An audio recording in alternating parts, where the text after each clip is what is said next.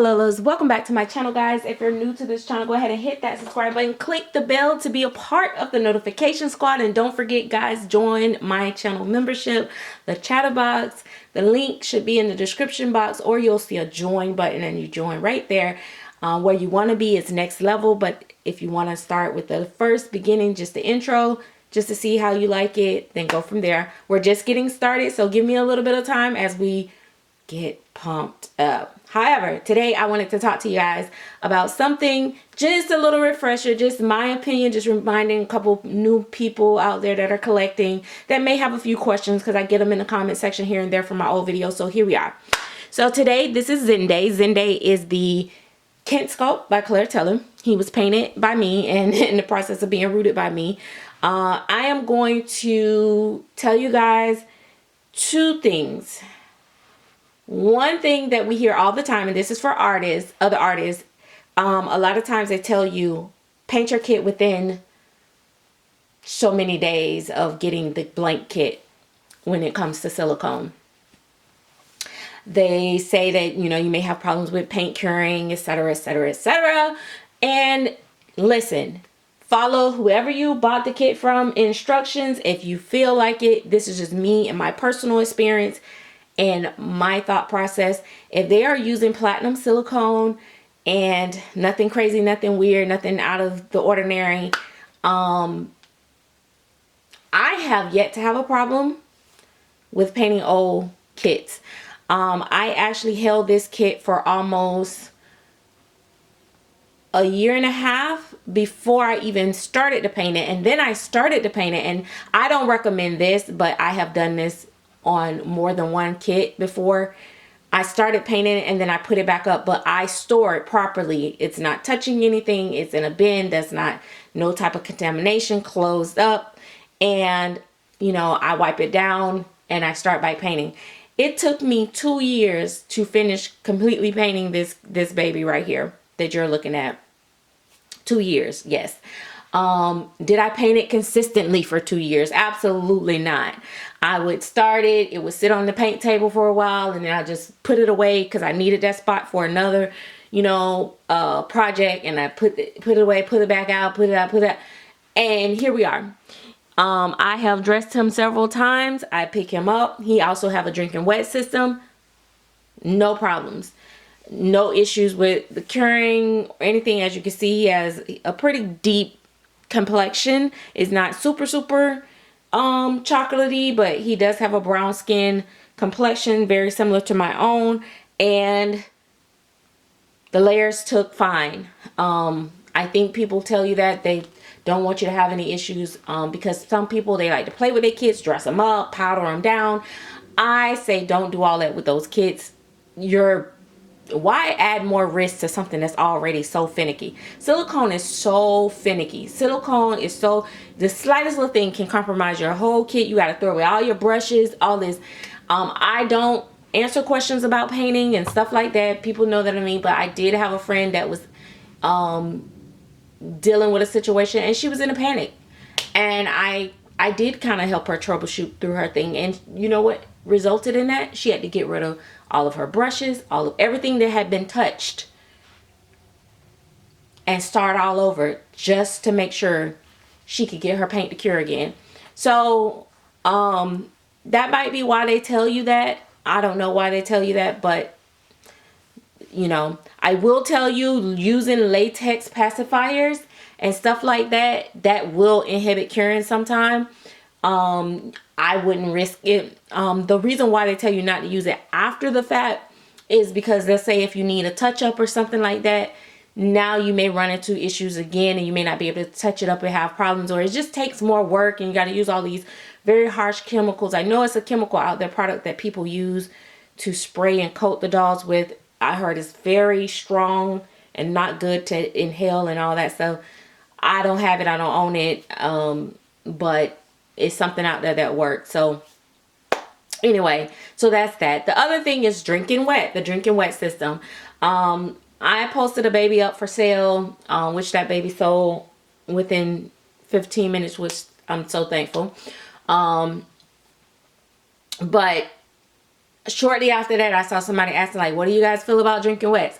You know, a lot of people, when it comes to silicone, period, people put out all these scary myths to try to scare people, especially if they are vinyl artists and stuff like that. They talk very harshly about silicone, when indeed, you know, whether you got your vinyl babies or your silicone babies, that's a whole nother subject for a whole nother video. We have to treat these babies with care. They are still art. They are still a form of art. They are still painted pieces. So we cannot do everything that we would do to a human being. Okay, so with that being said, the drinking wet, I recommend water only. Do people actually give these babies formula? Absolutely. I don't recommend it because with water, I feel like you're good to not worry about no mold or not anything like that happening. People be like, oh, I don't know, I still feel like if it's got water in it, it can create mold. So here's another safety precaution that I say you can do. If you're feeding your baby water occasionally and stuff like that, I always say, let me show y'all. I always tell you, turn them upwards like this, like that. When you're, you know, make sure that the water is all down in the diaper.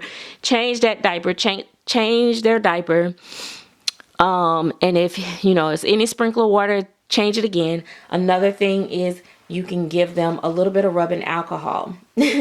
And alcohol does what? It absorbs, it dries up any type of moisture or anything like that. If you run that alcohol through them, whatever moisture in there, it's going to dry it up. So I haven't had that issue. I also know one of the first people that, oh my gosh, I know I'm not going to forget her name just now. Is it Melissa? Oh my gosh, I'll have to come back and tell y'all the name. But one of the very first people that did a full body silicone, I actually wrote her one day and asked her questions about silicone and this and that. And she also says she's never had an issue with a drinking wet or having it molded. And she actually have her childhood doll with that had one of the first dolls, that factory made dolls that came with drinking wet, and she still have not had mold or mildew in it. Another thing, while people are like, I'm not gonna do it because other artists and other people will scare you away. It is come with liability because unfortunately a lot of times the artists or the sculptors get blamed for whatever happens with the dolls, even though, you know, sometimes collectors do way too much with them and they don't tell you the whole thing, the whole story. They just put on, I don't know what happened. It must have leaked inside or something because I'm having this issue or that issue. And so you get all these scary stories, but it's not that scary. Why have a drinking wet as an adult doll collector? It varies. Everybody, they like as much realism.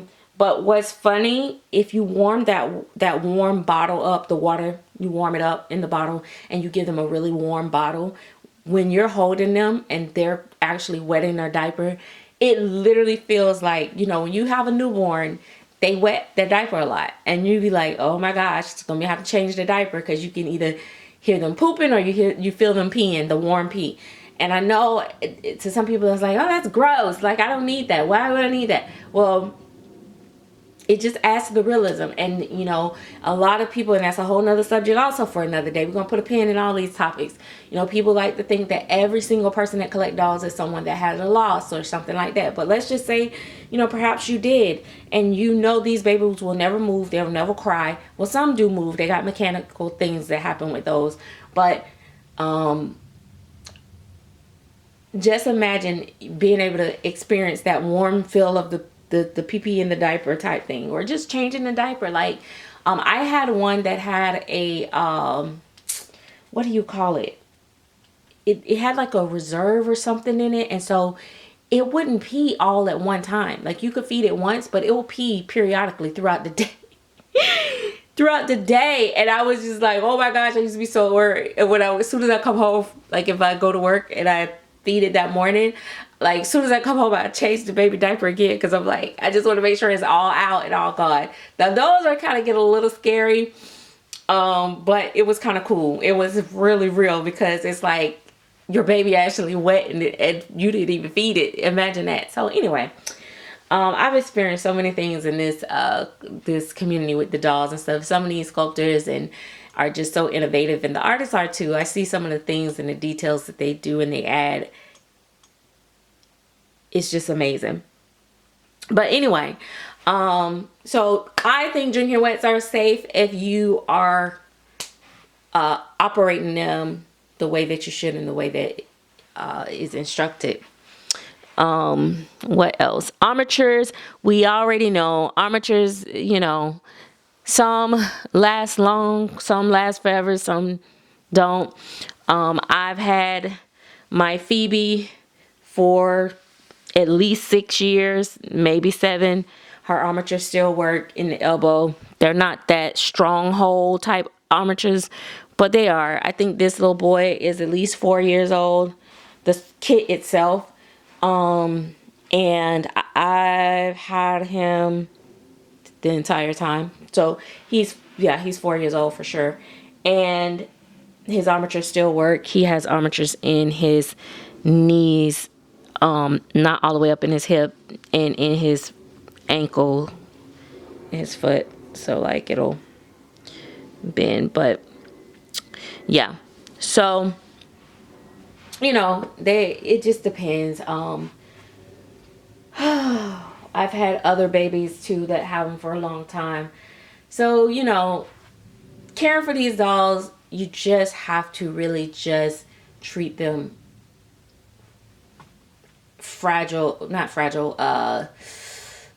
you know, careful like you would a newborn baby. You would not be yanking a baby arm and bending it all every which way and stuff like that. You wouldn't do that. So if you do that with this, you know, this doll, then that you're gonna have problems. I mean, simple as that.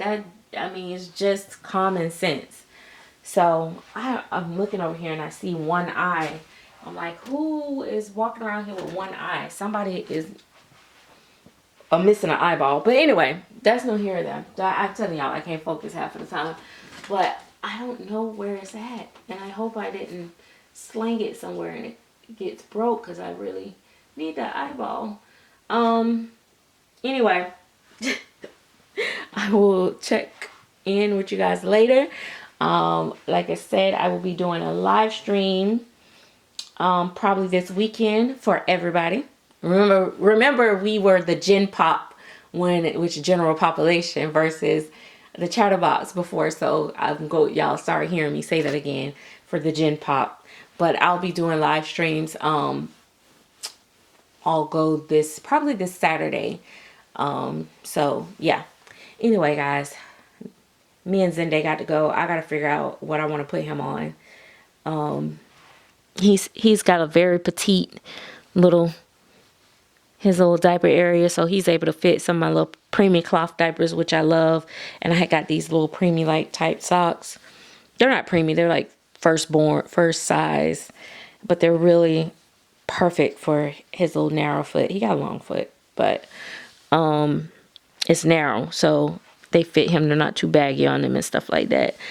So I bought some of those because I also have another little boy that's going to be probably the same size as him as well. And I have his name already picked out for him. I just don't have him painted yet, but don't worry, it's in the process. It's coming. Anyway, new video another time. Thanks guys for watching. Don't forget to give this video a thumbs up, and I'll see you later.